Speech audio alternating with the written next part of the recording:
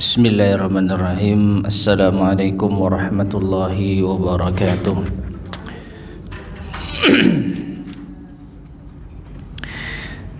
Innal hamdalillah nahmaduhu wa nasta'inuhu wa nastaghfiruh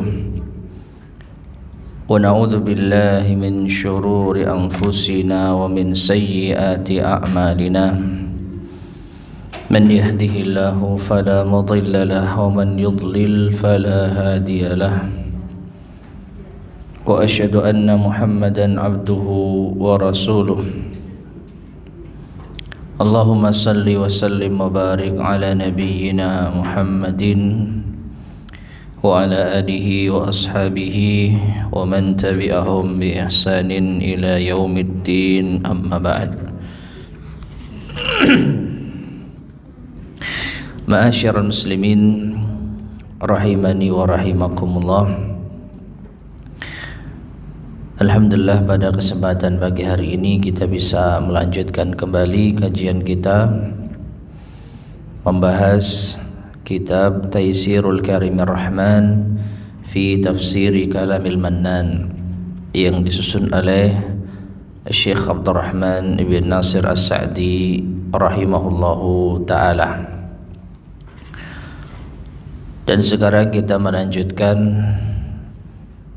ayat yang ke-219 dan 220. Wa yas'alunaka madza yunfiqun. Tafadhal dibaca terlebih dahulu.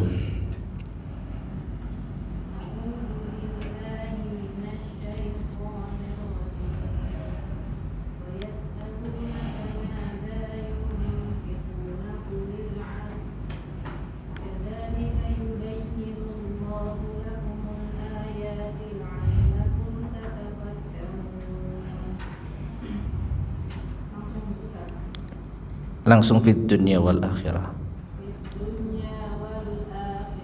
Nah, terjemahkan. Dan mereka bertanya kepadamu apa yang mereka nafkahkan. Katakanlah yang lebih dari keperluan. Demikianlah Allah menerangkan ayat-ayatnya kepadamu supaya kamu berpikir tentang dunia dan akhirat.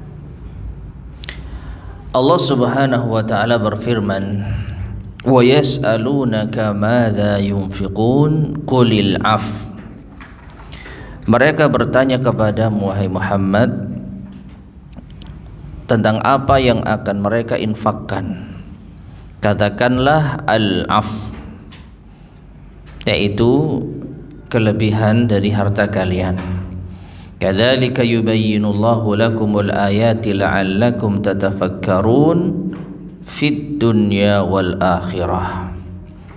Demikianlah Allah menjelaskan bagi kalian ayat-ayatnya agar kalian berfikir di dunia maupun di akhirat. Ma'asyarul muslimin rahimani wa rahimakumullah. Ayat ini sebagaimana ayat sebelumnya, pertanyaan kepada Rasulullah sallallahu alaihi wasallam. Pertanyaan yang diajukan kepada Rasulullah sallallahu alaihi wasallam. Dan pada pertemuan sebelumnya telah kita terangkan kalau Allah Subhanahu wa taala mengatakan yas'alunak, mereka bertanya kepada Muhammad, maka ini sungguh pertanyaan yang benar-benar ada.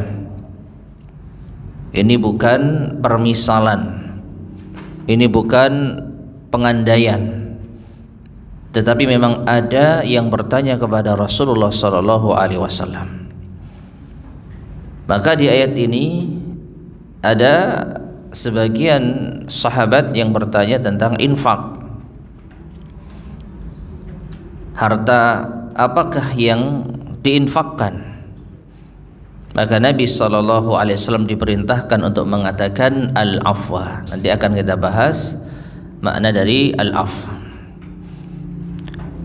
Kemudian Allah Subhanahu wa taala menjelaskan kepada kaum muslimin ayat-ayatnya agar mereka berfikir baik di dunia maupun di akhirat.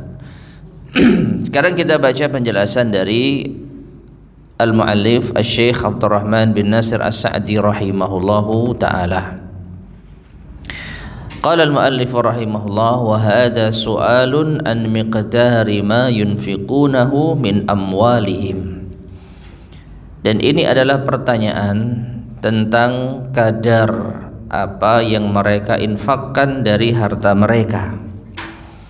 Fayassarallahu lahumul amra, maka Allah mudahkan bagi mereka urusannya. Wa amarahum, dan Allah perintahkan mereka an yunfiqu al-afwa, agar mereka menginfakkan al-afwa, wa huwal mutayassiru min amwalihim, yaitu yang mudah dari harta mereka, alladzi la tata'allaqu bihi hajatuhum wa daruratuhum, yaitu kadar harta yang tidak mengganggu hajatuhum, kebutuhan mereka, wa daruratuhum, demikian pula kebutuhan primer mereka. Kalau hajat itu kebutuhan yang mungkin non primer, kalau darurat itu kebutuhan primer. Jadi tidak mengganggu kebutuhan mereka baik yang mendesak maupun yang biasa. Wa hadza yarji'u ila kulli ahadin bihasabihi, dan ini kembali kepada kulli ahad, masing-masing, bihasabihi, sesuai dengan keadaannya, min ghaniyin wa faqirin wa mutawassitin, baik kaya, fakir atau pertengahan. Kullun lahu qudratun ala infaqi, masing-masing memiliki kemampuan untuk berinfak, ma'afa min malihi, apa yang lebih dari harta mereka atau dari hartanya, walau bisyikki tamratin, meskipun hanya dengan yaitu sepotong kurma. Tayyib. Jadi makna dari al-af itu adalah kelebihan harta. Singkatnya seperti itu. Ya. Dan kelebihan harta bagi masing-masing orang beda-beda. Ya. Kalau orang itu kayanya super kaya, tentu kelebihan hartanya mungkin bisa jutaan bahkan ratusan juta. Tapi kalau pertengahan, kebutuhan penting atau mendesaknya sudah terpenuhi dan kebutuhan sekundernya juga sudah terpenuhi, ada kelebihan harta, ya mungkin nilainya tidak sampai ratusan juta atau jutaan, ya mungkin beberapa ratus ribu. Orang miskin pun juga demikian, miskin yang masih bisa memenuhi kebutuhannya tentu saja, yang pas-pasan, kebutuhannya telah terpenuhi baik primer maupun sekunder, tetapi ada kelebihan harta meskipun hanya beberapa ribu. Nah itulah al-afu. Yang dimaksud dengan al-af itu adalah kelebihan harta yang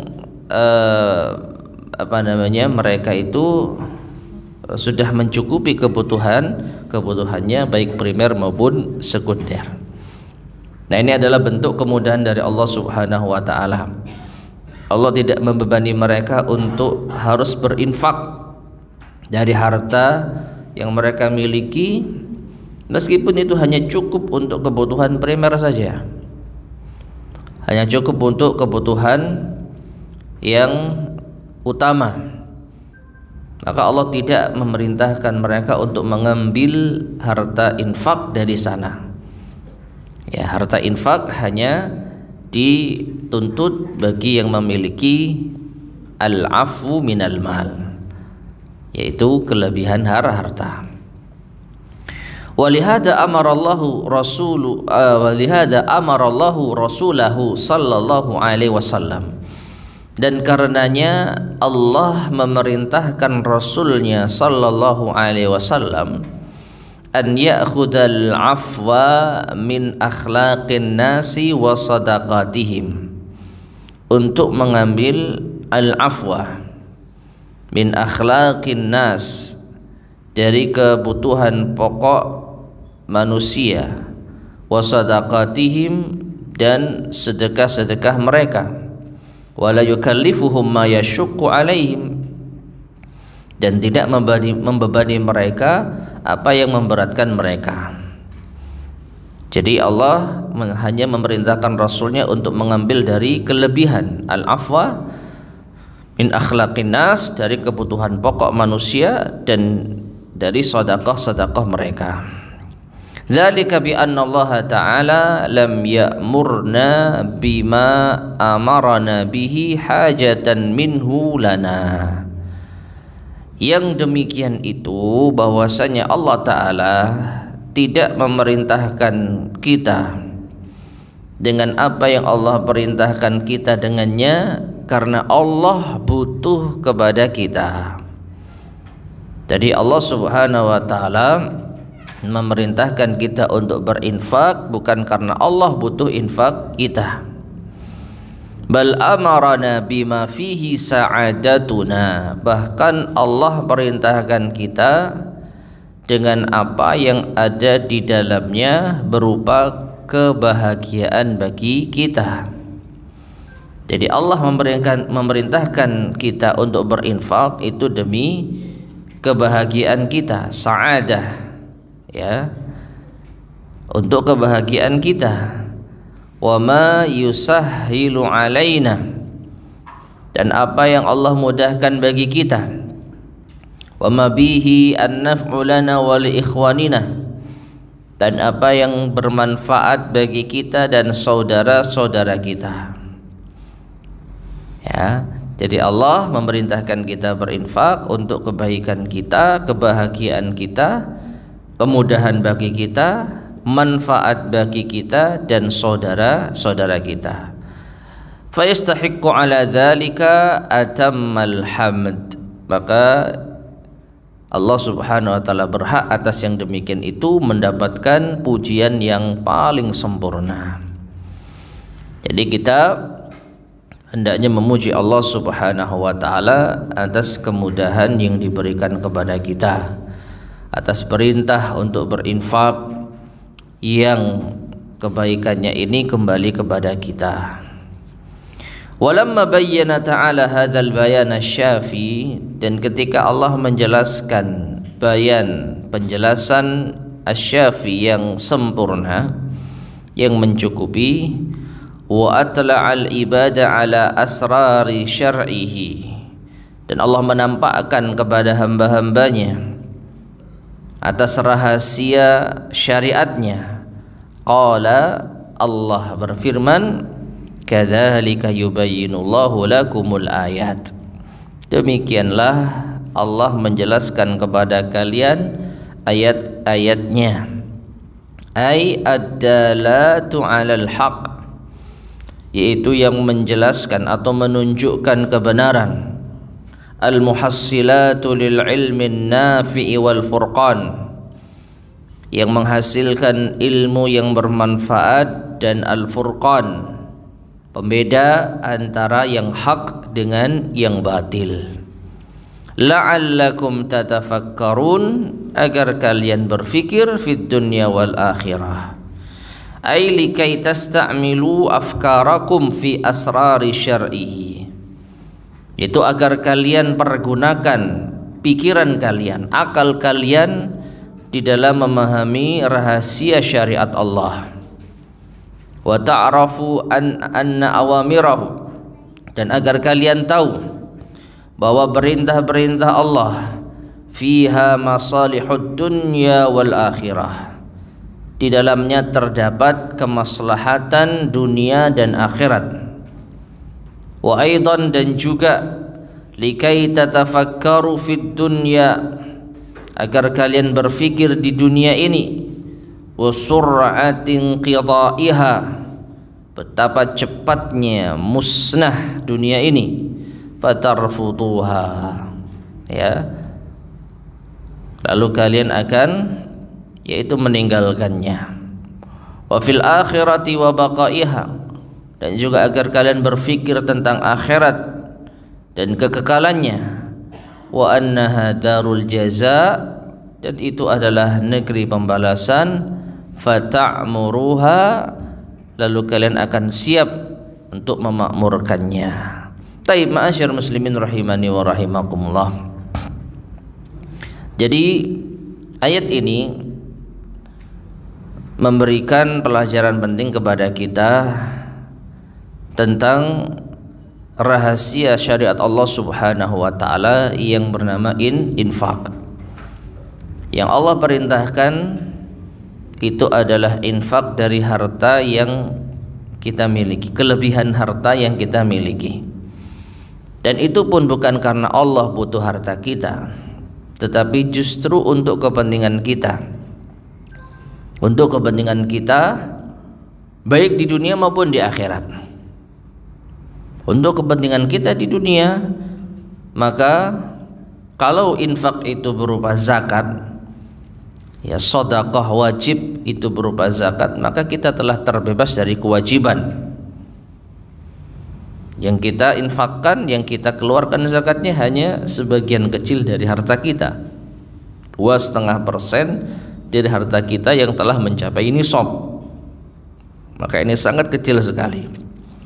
Maka dengan kita berinfak, khususnya infak yang wajib, yaitu seperti zakat, maka ini akan membebaskan tanggungan kita di dunia. Kita telah terbebas dari kewajiban di dunia. Dan di akhirat juga demikian, kita terbebas dari siksa Allah Subhanahu wa taala. Yang Allah ancam orang-orang yang sudah memiliki harta yang telah mencapai nisab tetapi ditimbun, tidak dikeluarkan zakatnya, yaitu mendapatkan azab atau siksa berupa dipanaskan harta tersebut lalu akan digosokkan ke dahi dan ke punggung orang yang menimbun hartanya. Belum lagi keutamaan di dunia, dengan infak itu kita bisa membantu saudara-saudara kita yang lain, ya, memberi manfaat bagi saudara-saudara kita yang lain. Dan juga kita mengambil pelajaran bahwa harta yang kita infakkan ataupun harta yang kita timbun maka tidak akan selamanya menyertai kita. Agar kalian berfikir fid dunya wal akhirah, untuk kepentingan dunia dan akhirat. Ya. Mengingatkan kepada kita bahwa hidup ini akan berlangsung begitu cepatnya. Apa yang telah kita miliki dari urusan dunia, maka tidak lama lagi akan kita tinggalkan atau meninggalkan kita. Dan kita akan menuju kepada alam akhirat yang kekal abadi, dan kita akan menjadi penghuni tetapnya. Untuk itulah kita harus benar-benar mempersiapkan diri, di antaranya dengan berinfak tadi. Wallahu ta'ala alam bissawab. Baik, sekarang kita lanjutan ayat yang ke-220. Lanjutan ayat 220. Tafadhal dibaca.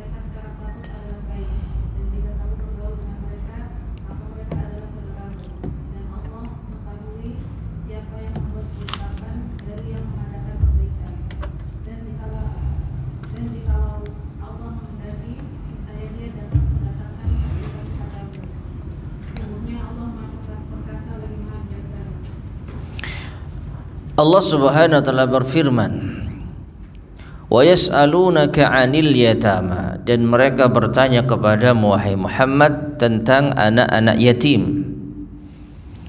Qul islahul lahum khair, katakanlah memperbaiki urusan mereka itu adalah kebaikan.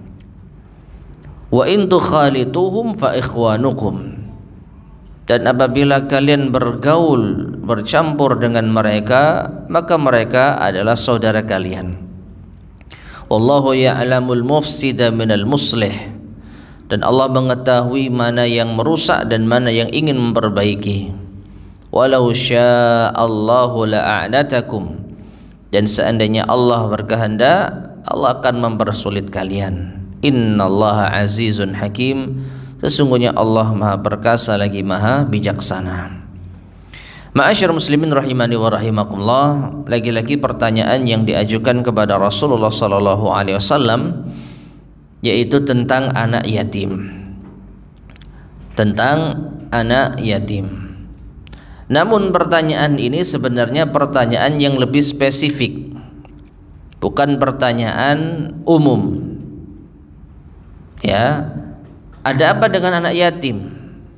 Keutamaan menyantuninya kah, atau dosa menghardiknya kah, atau apa? Maka sebenarnya ayat ini berkaitan tentang suatu peristiwa yang juga Allah Subhanahu wa taala turunkan ayat yang lain yang menjadikan para sahabat itu bertanya kepada Rasulullah sallallahu alaihi wasallam tentang harta anak yatim. Yaitu lamma nazala qauluhu ta'ala, ketika firman Allah Subhanahu wa taala diturunkan, ya, yaitu innal ladzina ya'kuluna amwalal yatama dzulman. Ini surat ayat Nisa kalau nggak salah ya.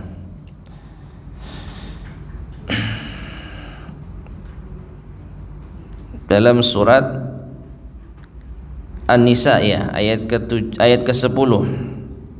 Naam. Innal ladzina ya'kuluna amwalal yatama dzulman innama ya'kuluna fi butunihim nara wa sayaslawna sa'ira.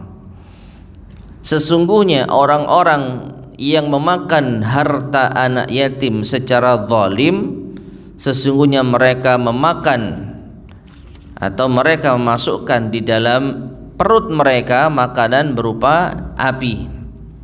Wa sayaslawna sa'ira, dan mereka akan masuk ke dalam neraka sa'ir.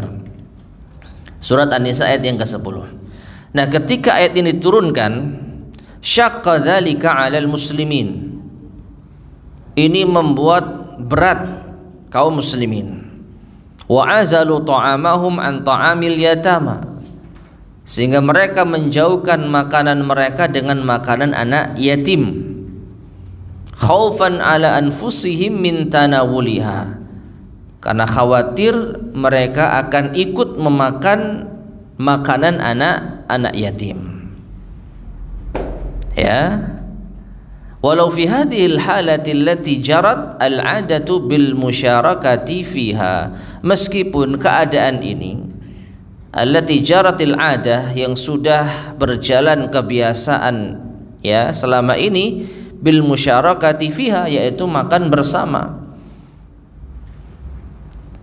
Jadi sebelum ayat ini diturunkan, maksudnya ayat yang ke-10 dari surat An-Nisa, itu para sahabat sudah biasa menyantuni anak yatim, sudah biasa berinteraksi cukup dekat dengan anak yatim, sampai makan pun bersama-sama.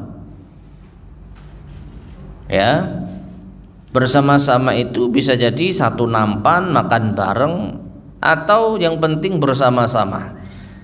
Jadi makanan itu, baik itu makanan mereka maupun makanan anak yatim, itu sudah dimakan bersama.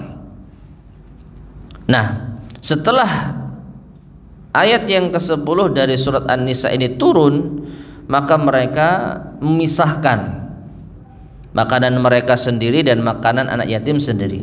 Karena apa? Khawatir mereka masuk di dalam ayat ini. Ya, innal ladzina ya'kuluna amwalal yatama zulman innama ya'kuluna fi butunihim nara. Sesungguhnya orang-orang yang memakan harta anak yatim secara zalim, maka mereka telah memakan sesuatu di dalam perut mereka terdapat api. Jadi mereka takut. Nah, oleh karena itu wasa'alun nabiyya sallallahu alaihi wasallam an dzalik, maka mereka pun bertanya kepada Nabi sallallahu alaihi wasallam tentang hal tersebut. Karena ini hal yang cukup sulit gitu ya. Cukup sulit karena biasanya mereka itu bareng bersama-sama, tapi sekarang dipisah, seakan-akan ada jarak, seakan-akan tidak boleh kita betul-betul mendekati makanan mereka. Padahal selama ini kalau makan ya bersama-sama. Nah, oleh karena itulah mereka bertanya kepada Nabi sallallahu alaihi wasallam. Baru diturunkan ayat yang ke-220 dari surat Al-Baqarah ini. Nah, perhatikan ma'asyar muslimin rahimani wa rahimakumullah. Dari sababun nuzul ayat ini, dua ayat ini, maka bisa kita ambil faidah bahwa meskipun surat An-Nisa itu secara urutan setelah Al-Baqarah dan Ali Imran, tetapi ada kalanya ayat yang terdapat di dalam surat An-Nisa itu terlebih dahulu diturunkan oleh Allah sebelum surat Al-Baqarah. Jangan jauh-jauh, surat Al-Alaq itu yang ada di juz Ammah itu surat pertama yang diturunkan oleh Allah, ayat 1 sampai 5, baru berturut-turut ayat-ayat yang lainnya. Ya. Jadi ketika Allah Subhanahu wa taala menurunkan ayat-ayatnya, maka itu tidak menunjukkan urut-urutan surat. Tetapi Allah Subhanahu wa taala, disebutkan oleh para ulama, telah memerintahkan bahwa ayat yang diturunkan ini seakan-akan diletakkan di surat ini setelah ayat ini, dan itu dibacakan oleh Rasulullah SAW biasanya di dalam sholat-sholatnya. Jadi para sahabat tahu bahwa ayat yang baru turun ini misalkan ternyata diletakkan ketika dibaca dalam sholat setelah ayat ini di surat ini misalnya, ya. Nah, ini menunjukkan sekali lagi Allah Subhanahu wa taala menurunkan Al-Qur'an secara bertahap, dan Allah yang menentukan bahwa ayat ini diletakkan setelah ayat ini di surat ini. Jadi surat An-Nisa ayat yang ke-10 itu terlebih dahulu diturunkan sebelum surat Al-Baqarah ayat 220. Taib. Wa akhbarahum ta'ala, fa akhbarahum ta'ala. Nah, setelah para sahabat bertanya, gimana ini ya Rasulullah? Ya, kita sudah biasa makan bersama anak yatim, makanan itu biasa kita campur, tapi sekarang Allah turunkan ayat yang melarang kita memakan harta anak yatim. Lalu kita pisahkan makanan mereka dengan makanan kita. Nah, ini hal yang berat, ya. Ditambah lagi dalam suatu riwayat disebutkan bahwa makanan anak yatim yang mereka dapatkan, biasanya mereka dapat santunan, itu terkadang kalau dimakan mereka sendiri tidak habis, ya. Jadi karena anak yatim keutamaannya itu banyak, untuk menyantuninya mungkin ada yang memberikan makanan, ada tetangga ngasih untuk anak yatim. Nah, anak yatim ini kalau makan sendirian tidak habis, akhirnya disimpan untuk esok harinya. Ya, ternyata esok sudah dapat makanan yang lain, akhirnya numpuk-numpuk basi, rusak. Beda kalau dimakan bersama-sama, ya, bersama dengan kaum muslimin yang lain, maka makanan itu tidak akan basi. Karena apa? Banyak yang makan. Ya, ini membuat sebagian sahabat merasa gusar. Nah, maka fa akhbarahum ta'ala, Allah Ta'ala mengabarkan kepada mereka, annal maqsuda islahu amwalil yatam, bahwasanya yang dimaksud dengan islah amwalil yatam, berbuat islah terhadap harta anak yatim, bihifziha wa siyanatiha walittijari fiha, yaitu dengan menjaganya dan dengan memperdagangkannya, jadikan sebagai bisnis, jadi dikembangkan. Wa anna khaltatahum atau khultatahum, bahwasanya bercampurnya mereka iyahum, yaitu bercampurnya kaum muslimin bergabungnya kaum muslimin dengan mereka anak-anak yatim fi ta'amin aw ghairihi, dalam momen makan atau selainnya, jaizun, itu boleh, ala wajhin la yadurru bil yatama, namun tidak memadaratkan anak yatim. Jadi mereka ikut memakan harta anak yatim dalam momen makan bareng itu diperbolehkan selama itu tidak memadaratkan mereka.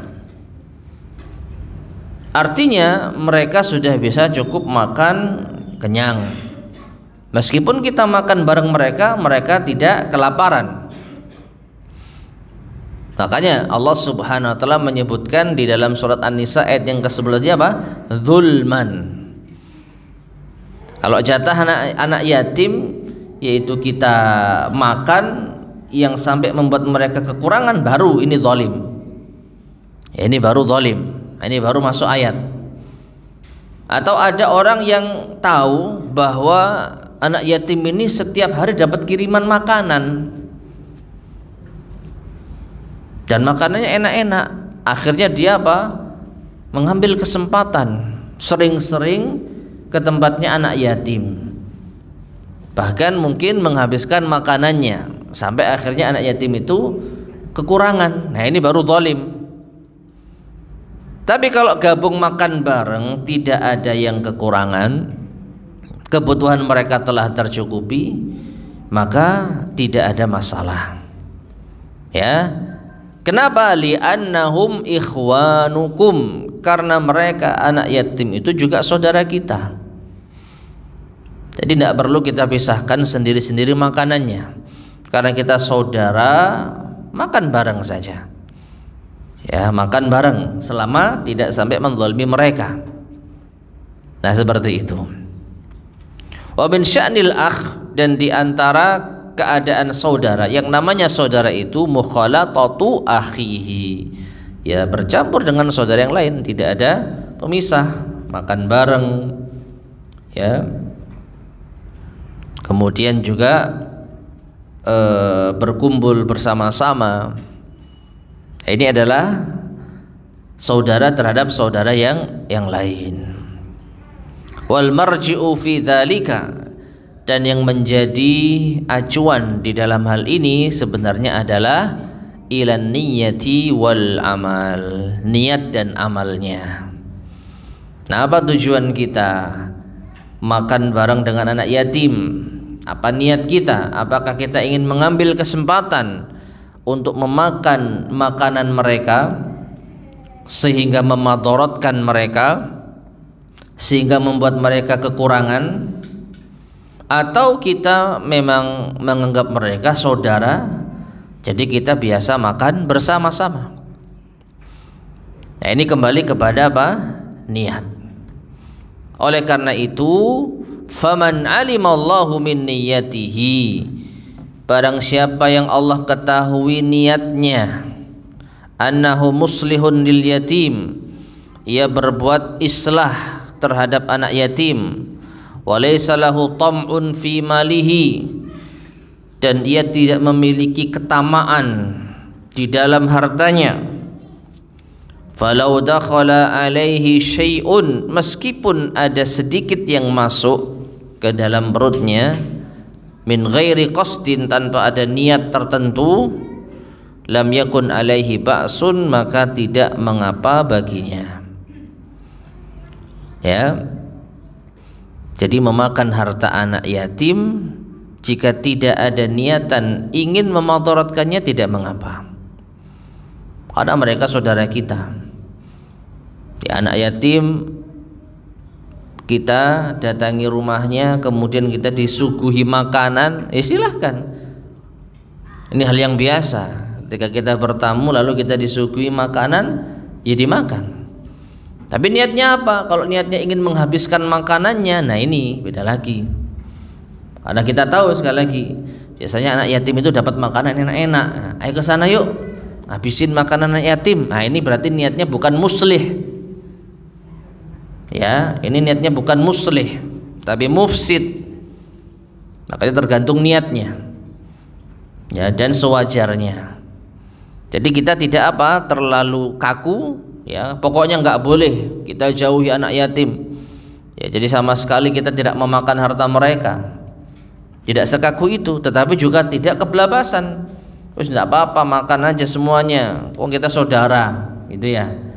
Ingat, meskipun saudara tapi dia anak yatim yang justru butuh disantuni. Kalaupun kita makan makanannya ya sewajarnya, jangan dimanfaatkan, jangan sampai dia kekurangan. Nah kemudian wa man alimallahu, dan barang siapa yang Allah ketahui min niyatihi, dari niatnya, anna qasdahu, bahwa maksudnya bil mukhalatati, untuk bercampur dengan anak yatim, maksudnya dia yaitu selalu menyertai anak yatim, at-tawassulu ila akliha wa tanawuliha, bagaimana caranya agar dia bisa makan harta anak yatim, bagaimana caranya agar dia bisa memanfaatkan anak yatim tersebut, fadzalikal ladzi haraja wa athima, maka ini yang tidak boleh dan dosa. Wal wasailu laha ahkamul maqasid, para ulama menyebutkan suatu kaidah fikih, al wasailu laha ahkamul maqasid, sarana itu memiliki hukum tujuannya, ya, sarana itu memiliki hukum seperti tujuannya. Tujuan kita apa? Makanannya anak yatim. Kalau tujuan kita ya sekedar menganggap dia saudara kita, karena disuguhi ya kita makan, karena kita sama-sama yaitu makan ya kita makan, maka tidak ada masalah. Tapi kalau tujuan kita memang ingin menghabiskan, memanfaatkan, memadaratkan, maka wasilah itu sama dengan hukum tujuannya. Apa wasilahnya? Kita dekat-dekat mereka, ingin memanfaatkan mereka. Apalagi anak yatim yang memang memiliki harta melimpah. Ini anak yatim yang memiliki harta melimpah, perlu kita ketahui dan mungkin sudah kita terangkan, yang namanya yatim itu sebelum balik. Seseorang atau anak itu dikatakan yatim itu sebelum balik. Nah, karena dia belum balik, maka dia tidak cakap di dalam mengatur harta. Dia tidak boleh di dalam memanage harta. Dia belum boleh untuk bertransaksi besar, dia belum boleh untuk mengeluarkan harta untuk ini dan itu, padahal dia punya warisan banyak. Maka siapa yang mengurusi? Yang mengurusi adalah walinya, kerabat terdekatnya, mungkin paman atau bahkan mungkin sepupu, ya, atau mungkin yang lain. Nah, kalau ada orang-orang yang mendekati anak yatim untuk memanfaatkannya, nah ini baru dia masuk ke dalam mufsid, orang yang menginginkan kerusakan. Ya, juga masuk walinya, ya, wali yang mengurusi harta anak yatim. Dia memiliki amanah besar untuk mengatur hartanya. Tadi kita sebutkan yang dimaksud dengan muslih atau islahu amwalil yatama, memperbaiki, mengurusi dengan baik harta anak yatim, yaitu dengan menjaga, termasuk dengan al-ittijar. Al-ittijar itu menjadikannya bisnis, ya, memperdagangkan, di tijarah, ya, tijarah dengan wajar, dengan niat mengembangkan harta tersebut agar tidak habis, ya. Nah, kalau ada wali dari anak yatim yang ternyata dia sembrono di dalam memanage harta anak yatim, misalkan tahu kalau anak yatim ini kaya raya, akhirnya dia belikan mobil mewah, mobil mewah. Modusnya ya supaya anak yatim ini kalau kemana-mana nyaman. Tetapi sebenarnya dia yang paling banyak memanfaatkan. Ya, jadi niatannya dia apa? Beli mobil mewah supaya saya bisa ikut make. Nah, ini yang dimaksud apa? Memakan harta anak yatim dengan cara yang batil. Jadi dia betul-betul memanfaatkan anak yatim yang memiliki warisan banyak tadi dengan cara apa? Menggerogoti hartanya. Nah, termasuk juga makan. Ya. Makan kebutuhan anak yatim, dibelikanlah makanan yang lezat dan yang enak. Tujuannya dia ingin makan makanan itu. Padahal anak yatim mungkin tidak terlalu senang gitu ya. Tapi dia punya modus, ini makan bareng kita. Padahal yang pengen siapa, pakai uangnya siapa.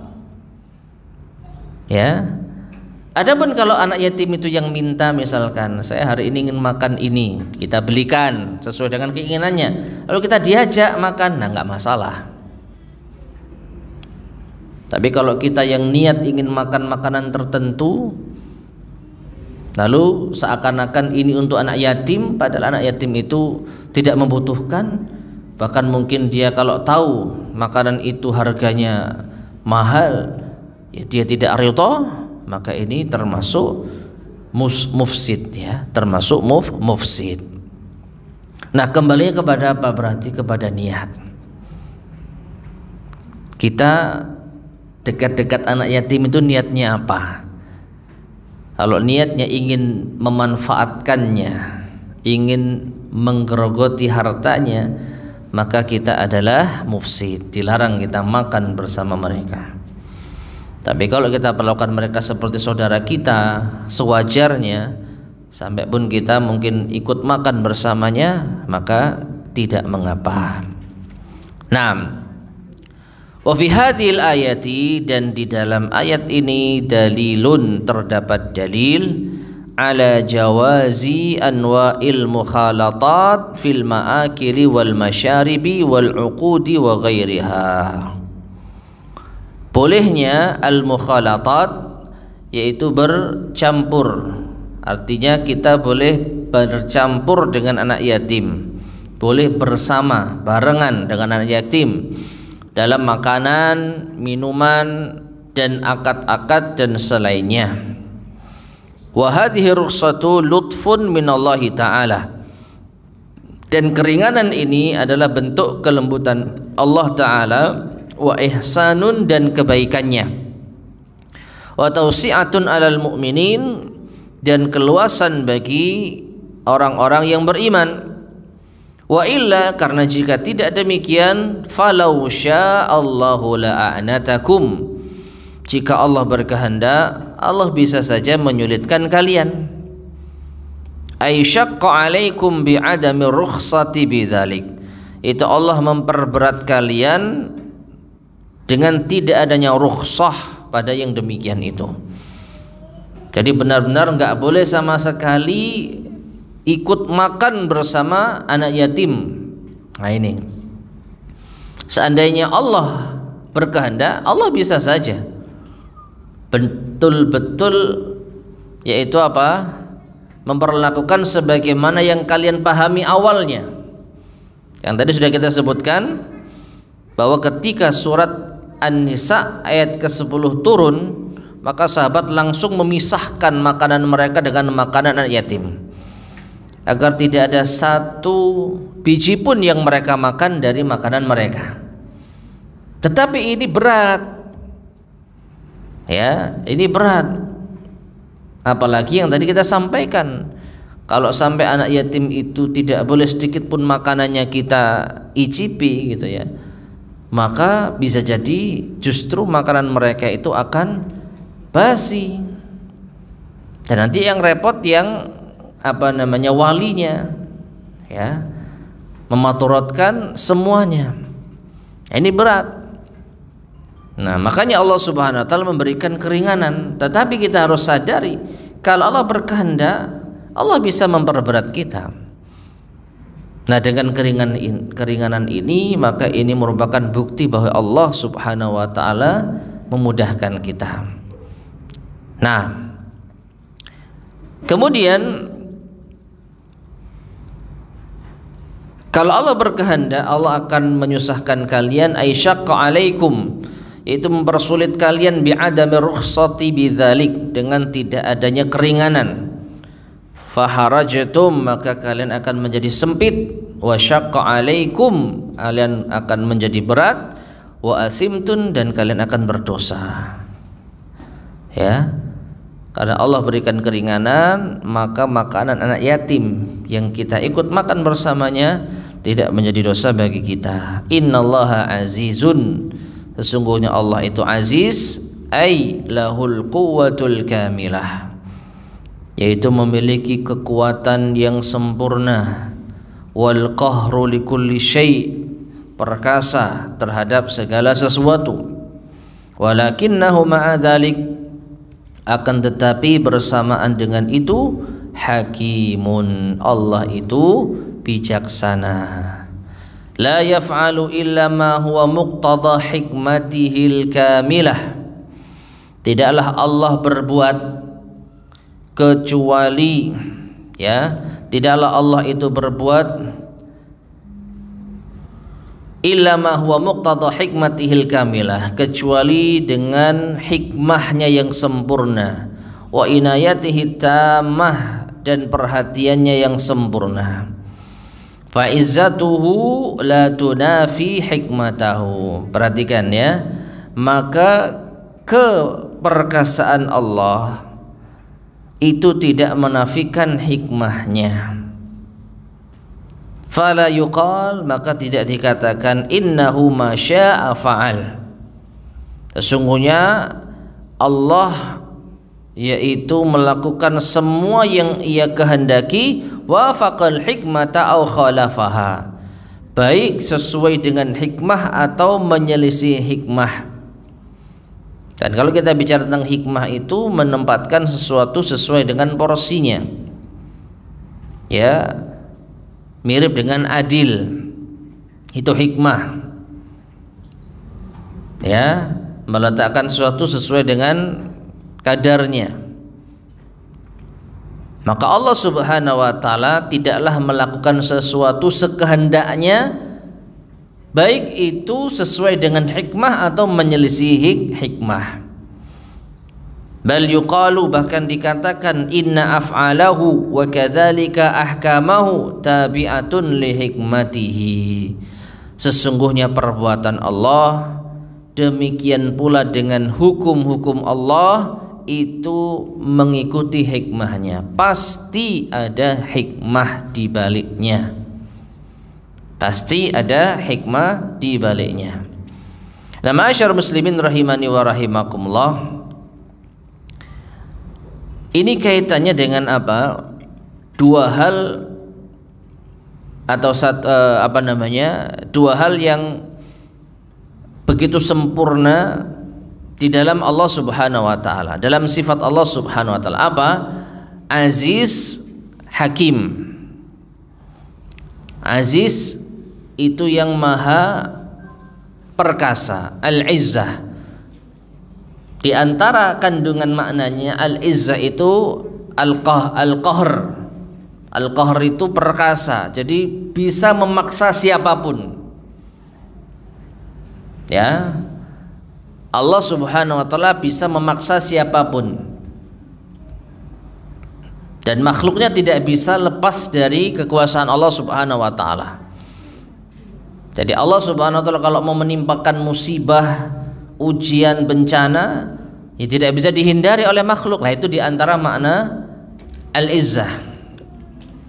Allah kalau sudah menghukum seseorang tidak bisa dihindari.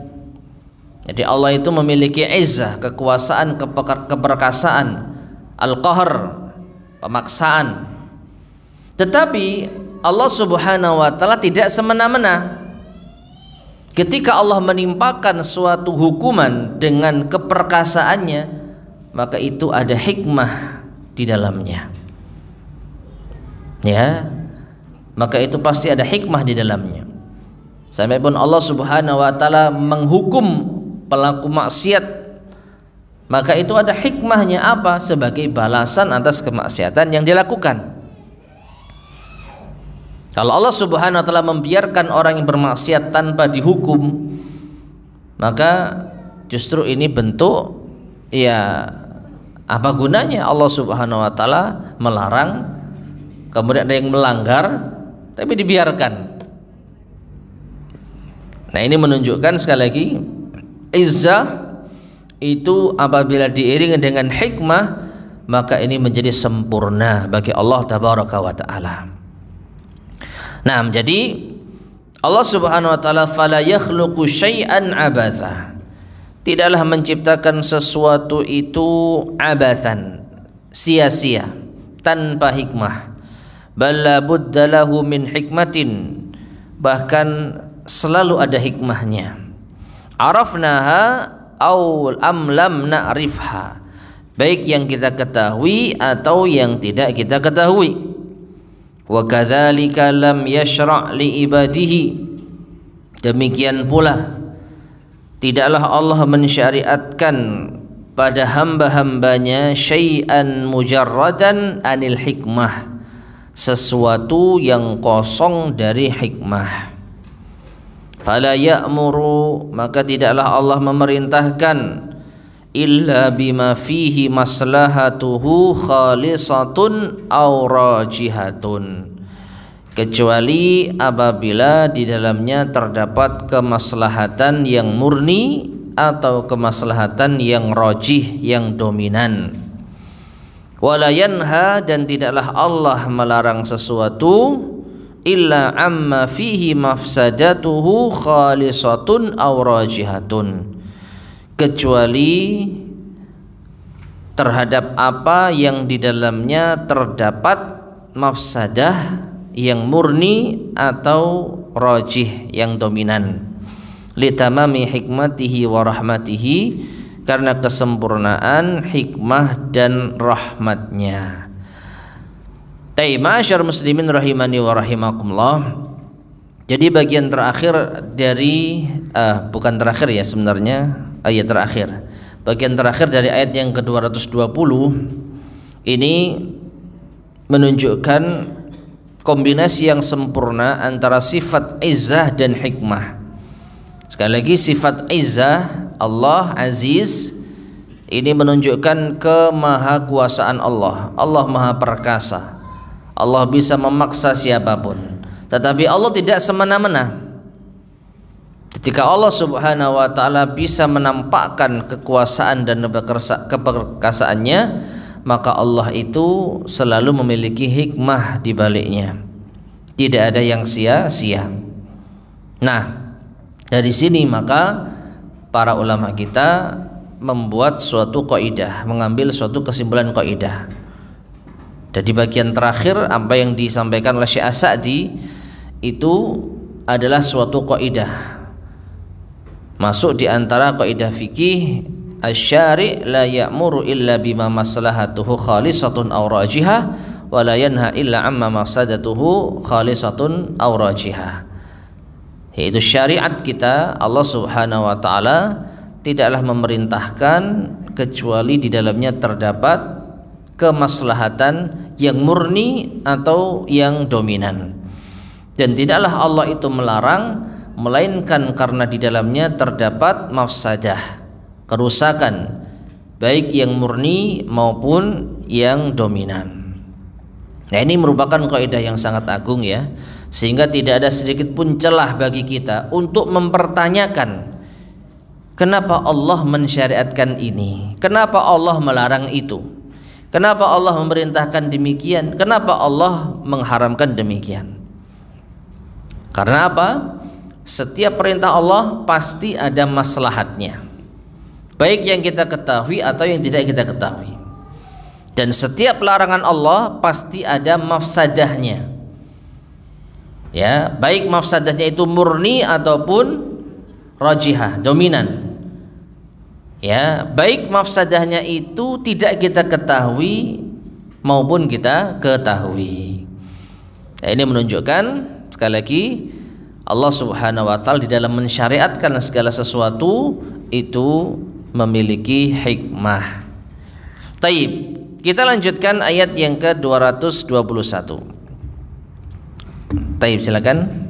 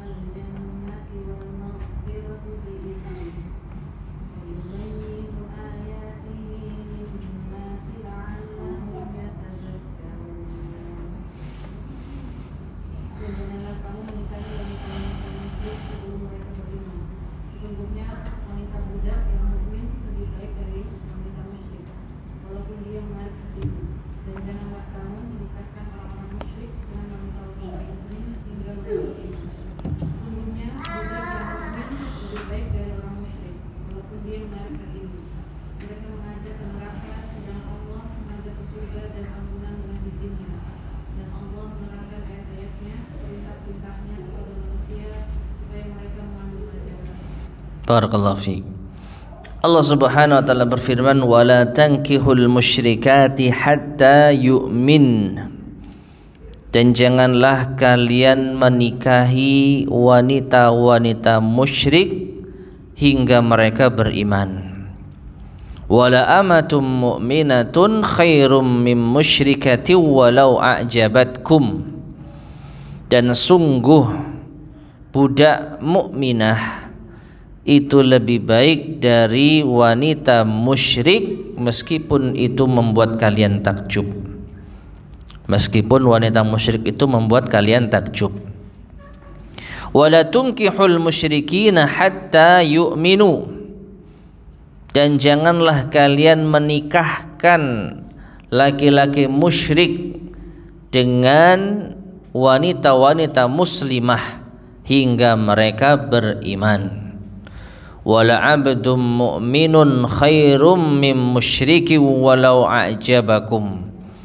Dan sungguh seorang budak mukmin itu lebih baik daripada seorang laki-laki musyrik meskipun ia membuat kalian takjub.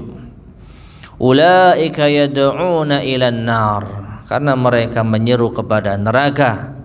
Wallahu yad'u ilal jannati wal maghfirati biidnih.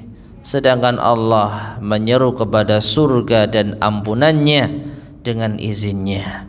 Wa yubayyinu ayatihi linnas la'allahum yatadzakkarun. Dan Allah menjelaskan ayat-ayatnya bagi manusia agar mereka yaitu mengingatnya, agar mereka mengambil pelajaran.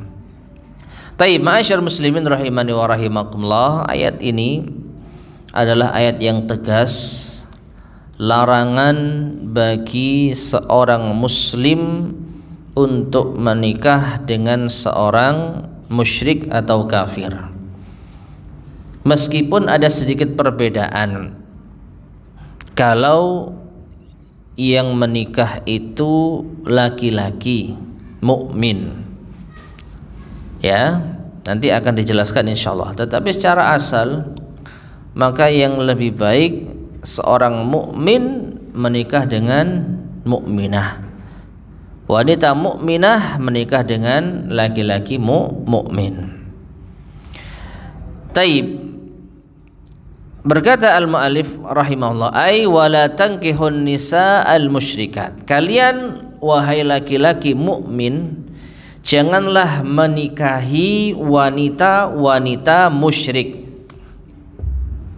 Madumna ala syirkihin, selama mereka berada di atas kesyirikannya. Selama mereka berada di atas kesyirikannya. Hatta yu'min, hingga mereka beriman. Maknanya kecuali apabila mereka mau beriman. Li'annal mu'minata, karena wanita mukminah, walau balagat minad damamati ma balagat, meskipun ia buruk parasnya, bahkan ia mencapai pada tingkatan yang paling buruk parasnya, khairun, itu lebih baik, minal musyrikah, daripada seorang wanita musyrik. Walau balagat minal husni ma balagat, meskipun ia berada pada puncak keindahannya.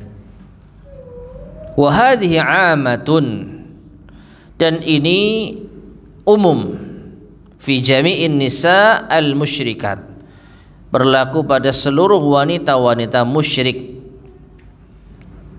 Ya. Wa khassasatha, tetapi dikhususkan ayatul Maidah, pada ayat di dalam surat Al-Maidah, fi ibahati nisa'i ahlil kitab, bolehnya menikah dengan wanita ahli kitab.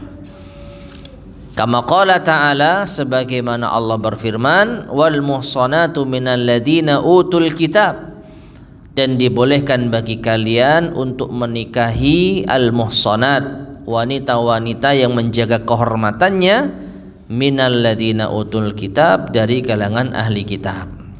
Nah, ini yang tadi saya sampaikan, ada pengecualian, ya, yaitu hanya ahli kitab saja. Dan kalau kita bicara ahli kitab, ya ini mencakup Yahudi dan Nasara.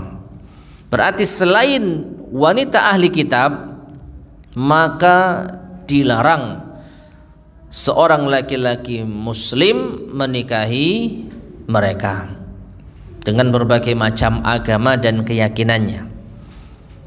Ya, meskipun tetap yang terbaik adalah wanita muslimah.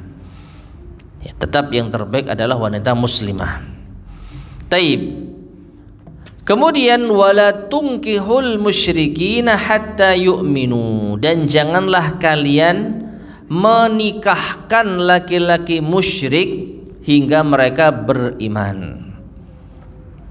Ma'asyar muslimin rahimani wa rahimakumullah, kalau kita perhatikan yang dituju pada ayat ini satu, siapa? Seorang laki-laki muslim. Di awal ayat, jangan kalian menikahi. Jangan kalian menikahi. Berarti sebagai apa? Subjeknya atau sebagai pelaku pernikahan. Di awal ayat, wala tankihu, jangan kalian menikahi wanita musyrikah, kecuali ahli kitab, sebagaimana pengecualian yang baru kita sampaikan. Dan di lanjutan ayatnya, dan janganlah kalian wahai laki-laki mukmin tungkihu, apa tungkihu? Menikahkan. Jadi sebagai wali, ya. Memang konsekuensinya berarti wanita muslimah dilarang menikah dengan laki-laki musyrik. Betul kan? Itu konsekuensinya. Tetapi yang memegang kendali itu tetap walinya. Makanya yang ditujukan di sini adalah laki-laki. Wala tunkihu, janganlah kalian menikahkan. Siapa? Menikahkan laki-laki musyrik dengan wanita mukminah yang berada di bawah perwalianmu. Nah itu ya. Jadi ayat ini ditujukan kepada satu orang, yaitu laki-laki. Jangan dia menikah dengan wanita musyrikah, dan jangan kalian nikahkan anak kalian, saudari kalian dengan laki-laki musyrik. Nah, adapun larangan ini amun la takhsisa fihi, berlaku umum, tidak ada pengkhususan di dalamnya. Apa artinya? Artinya untuk wanita muslimah maka mutlak dilarang menikah dengan laki-laki musyrik siapapun mereka, termasuk ahli kitab. Ya, termasuk ahli kitab. Nah, jadi ma'asyar muslimin rahimani wa rahimakumullah, Allah Subhanahu wa taala menjadikan laki-laki muslim ya sebagai pemimpin bagi wanita, di antaranya dengan apa? Memegang kendali pernikahan mereka. Jadi mereka lah yang menjadi wali atas wanita-wanita mukminah, sehingga Allah pun menunjukkan ayat ini kepada mereka. Nah, mereka dilarang menikah dengan wanita musyrik, ada pengecualian ahli kitab. Tapi mereka dilarang menikahkan, yaitu putri-putri mereka, saudari-saudari mereka yang mukminah dengan laki-laki musyrik secara mutlak. Dan Allah Subhanahu wa taala juga menyebutkan walau a'jabakum, ya, walau a'jabakum, meskipun itu membuat takjub kalian. Meskipun itu membuat takjub kalian, laki-laki yang menjadi kendali di sini adalah laki-laki. Allah tidak mengatakan walau a'jabakunna, walau a'jabahunna, meskipun laki-laki musyrik tadi membuat takjub mereka, wanita-wanita muslimah. Tidak. Ini bukan berarti wanita muslimah tidak berhak memilih, bukan. Tetapi memang Allah Subhanahu wa taala jadikan kendali pernikahan itu pada wali. Ya, jadi wali yang betul-betul menentukan siapakah yang berhak menikah dengan putri ataupun saudarinya. Jadi kalau wali ini merasa calon dari putrinya atau saudarinya ini tidak baik, meskipun si putri atau saudari ini merasa cocok dan tidak mau menikahkan, ya nggak bisa menikah, tidak bisa menikah, ya. Karena wali ini betul-betul memiliki kendali penuh, kecuali apabila walinya bermasalah, dalam artian calonnya itu sudah memiliki kriteria yang baik, seorang muslim soleh dan dinilai taat, tetapi walinya tidak mau, maka bisa pihak, yaitu wanita dalam hal ini putrinya, mungkin memperkarakan kepada hakim, dan nanti hakim akan melihat apakah alasan dari wali laki-laki ini tidak mau menikahkan itu benar atau tidak. Kalau ternyata alasan tidak dibenarkan, bisa dicabut perwaliannya. Ya, jika alasannya tidak dibenarkan, kayak nggak suka sama anak soleh misalkan walinya nggak suka kalau putrinya nikah dengan anak soleh, artinya nggak mau menikahkan. Nah ini, maka hakim bisa mencabut perwaliannya. Tapi apapun itu, wali di sini memiliki peranan yang sangat-sangat vital.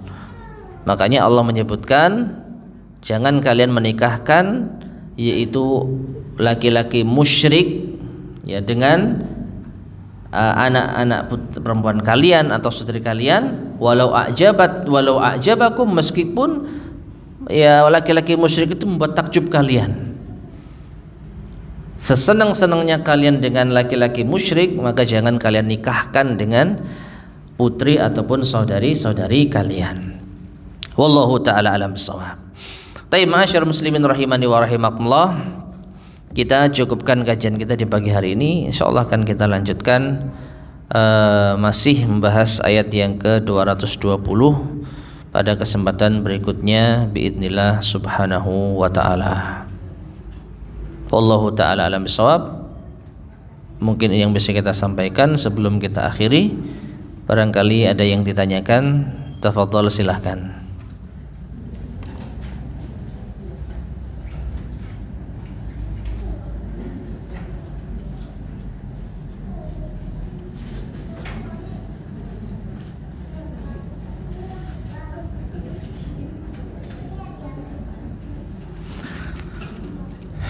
Baik, jika tidak yang sampaikan, kita cukupkan sekian. Mudah-mudahan bermanfaat. Kurang lebihnya saya mohon maaf. Kita akhiri.